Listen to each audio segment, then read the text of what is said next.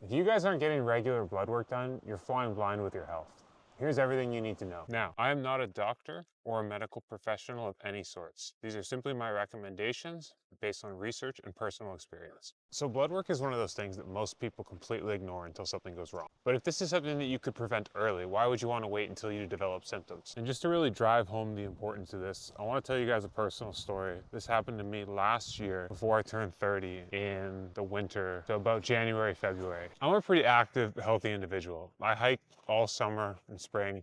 I snowboard in the winter, and I've been going to the gym usually about 3 days a week for the last, well, since I was in high school. I'm 31 now. But last year for a few months, there was a period there where I felt like I was basically sleeping 3 hours a night, no matter how much I slept. I couldn't shake this chronic tiredness, and any sort of physical activity I would do, like snowboarding, squats at the gym, whatever, I was basically heeled over, gasping for air after a set or a run on my snowboard. And so after this had persisted past 2 or 3 weeks, I basically went into the hospital and got a blood panel done. And upon doing that, they found out that my hemoglobin count was 66 and my iron was below 1, almost untraceable.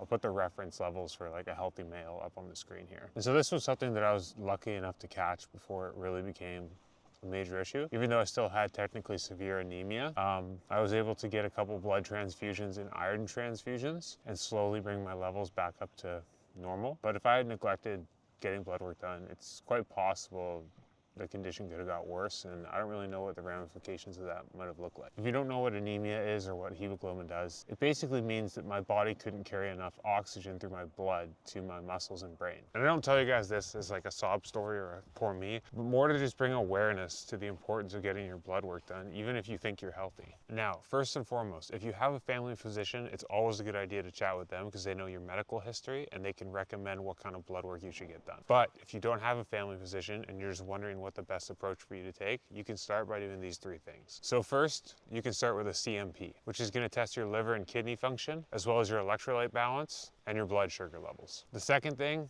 would be a complete blood count, which examines your red and white blood cell counts. This can help identify issues like anemia, infection, and immune system problems.